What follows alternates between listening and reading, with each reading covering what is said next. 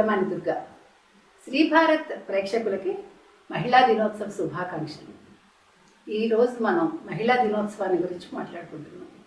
ఎందుకు అసలు దీని ప్రత్యేకత ఏంటి, ఎందుకు మాట్లాడుకోవాలి అనే అంశాలను మనం పరిశీలిస్తే 1907 నుంచి ఇప్పటి వరకు మహిళల స్థితిగతులు ఎలా ఉన్నాయి, మహిళలు ఎందుకు అసలు పోరాటం చేశారు, మహిళలకి ఏం కావాలి, మహిళల హక్కుల కోసం ఏం చేశారు వీళ్ళని తెలుసుకుంటే 1908లో న్యూయార్క్ మహానగరంలో 15,000 మంది మహిళలు తమకు తక్కువ పని గంటలు ఎక్కువ వేతనం కావాలని ఓటు హక్కు కోసం వాళ్ళు పాదయాత్ర చేశారు. ఆ తర్వాత 1917లో రష్యన్ మహిళలు చేసిన వారి ప్రతిభను గుర్తించి వ్లాదిమిర్ లెనిన్ 1922లో అంతర్జాతీయ మహిళా దినోత్సవంగా మార్చి 8వ తారీఖును ప్రకటించారు. ఆ తర్వాత ఐక్యరాజ్య సమితి కూడా 1977 నుంచి దీన్ని ప్రోత్సహిస్తూ వస్తుంది. మనందరం కూడా మార్చి 8ని మహిళా దినోత్సవంగా జరుపుకుంటున్నాం. అయితే మన మహిళల స్థితిగతులు భారతదేశంలో పరిశీలిస్తే ఉత్తర భారతదేశం కంటే కూడా దక్షిణ భారతదేశంలో మహిళలకి ఎక్కువ స్వేచ్ఛా స్వాతంత్ర్యాలు ఉన్నాయా అని అనిపిస్తుంది మనకి. ఎందుకంటే మాట్లాడే హక్కే కాకుండా మనకి చాలా హక్కులు ఉన్నాయి. మనంతటా మనం బతకగలుగుతున్నాం, మనకి నచ్చింది చదువుకోగలుగుతున్నాం, మనకి నచ్చిన పనులు చేసుకోగలుగుతున్నాం, మనకి నచ్చినట్టుగా మనం ఉండగలుగుతున్నాం. అయితే మనం ఇప్పుడు 2025లో ఉన్నాం. ఇంకా మనం సంస్కరించుకోవాల్సిన అవసరం ఎంతైనా ఉంది. అంటే ఏ రకంగా అని మీరు అడగచ్చేమో.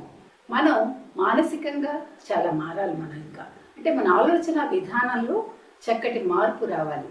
ఏ విధమైన మార్పు అంటే మనకి కొంత సమయం కేటాయించుకోవడం. అంటే మహిళ వ్యక్తిగతంగా తనని తాను ఒక్కసారి పరిశీలించుకుని నేను ఎలా ఉన్నాను, ఏం చేస్తున్నాను, పొద్దున లేచిన దగ్గర నుంచి రాత్రి పడుకోబోయే వరకు నేను ఎవరి కోసం కష్టపడుతున్నాను, నా కోసం నేను 5 నిమిషాలు కేటాయించుకోగలుగుతున్నానా అన్నది పరిశీలించుకోవాలి. మనం పొద్దున్న కూర్చుని 5 నిమిషాలు కాఫీ ప్రశాంతంగా తాగగలుగుతున్నామా? లేదు కదా. మనకి ఉరుకులు పరుగులు, ఉద్యోగాలు చేస్తున్నాం. ఎవరి కోసం ఉద్యోగం చేస్తున్నాము? మన కోసం మనం చేస్తున్నాము అన్నది చాలా తక్కువ మందిలో ఉంటుంది. అది ఎందుకంటే అవసరాల కోసం చేస్తున్నాం. మన ఆర్థిక అవసరాల కోసం మనం కొవ్వొత్తుల్లాగా హరించుకుంటున్నాం. ఇంటి పని, వంట పని, బయట పని, అన్ని పనుల్లో మహిళే చేస్తుంది.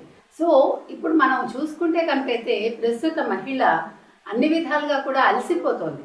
మానసికంగా, శారీరకంగా కూడా పెరిగిన అవసరాలు, ప్రతి మహిళ ఉద్యోగం చేయాల్సిన అవసరం రావడం, దీంతో మనం ఉరుకులు పరుగులతోటి బయటకు పరిగెట్టాల్సి వస్తుంది. పెరిగిన జనాభా, తర్వాత సౌకర్యాలు తక్కువ మనకి. మనం పొద్దున్న వెళ్ళి రాత్రి వరకు పనిచేసినా కూడా గతంలో లాగా ఉద్యోగాల్లో కూడా మనకి ఒక భద్రత లేదు. మనకి ఎక్కడా కూడా భద్రత లేదు మహిళకి. ఈరోజు బయటకు వెళ్తే భద్రత లేదు మనకి. ఉద్యోగాల్లో మనకి స్థిరంగా మనం ఇవాళ పనిచేస్తామా, రేపు మన పరిస్థితి ఏంటి అన్నది కూడా మనకి తెలియదు. ఇన్ని గందరగోళాల మధ్య కూడా మహిళ తనని తాను అంటే తన ఉనికిని గుర్తించుకోవడానికి ప్రయత్నాలు చేస్తోంది. అందుకోసం పుస్తకాలు రాస్తున్నాం, మనం కవితలు రాస్తున్నాం, మనం సాహిత్యం చదువుతున్నాం, మనం ఎన్నో పుస్తకాలు రాస్తున్నాం, నాటకాలు రాస్తున్నాం, కథలు రాస్తున్నాం, ఈవెన్ మనం సినిమాలకు కూడా రాసే స్థాయికి ఎదిగాం. కానీ సరిపోదు. మన ప్రస్థానం ఎక్కడో మొదలయ్యి ఇంకా అక్కడే ఉందేమో అనే ఒక సందేహం కలుగుతుంది మనకి. ఇప్పుడు ఎన్టీ రామారావు గారు లాంటి వాళ్ళు వచ్చాక మహిళకి ఒక ఆస్తి హక్కు ఇచ్చారు. ఆయన మహిళల గురించి ఒక గుర్తింపు వచ్చి 33% రిజర్వేషన్ ఇవ్వాలని కూడా ఆయన కోరడం జరిగింది. ఆ రకంగా కొంచెం మహిళల గుర్తింపు అయితే దక్షిణ భారతదేశంలో వచ్చింది. ఇంకా కొన్ని చోట్ల మహిళల్ని మహిళలుగా గుర్తించడం అనేది ఇంకా జరగట్లేదు. మనం కొన్ని చట్టాల్లో ఇమిడిపోవాల్సి వస్తుంది. దాని నుంచి మనం బయటపడాలి. మనం ముఖ్యంగా మనం కూడా సంస్కరించుకోవాలండి. ఏ రకంగా అంటే మన ఆలోచన ధోరణిలో మన ఇళ్లలో కూడా ఇప్పుడు చాలామంది పెద్దవాళ్ళు అవుతారు, కొంతమంది పిల్లలకి పెళ్ళిళ్ళు చేస్తారు. పెళ్ళిళ్ళు చేశాక ఇంకా మనం పిల్లలతోటే ఉండాలి, లేకపోతే మనం కోడల్ని కంట్రోల్ చేయాలి, లేకపోతే కూతుళ్ళ కాపురాలు కంట్రోల్ చేయాలి. మనకు అవసరం లేదు. మనం రేపటి గురించి మనం ఆలోచించుకోవాలి.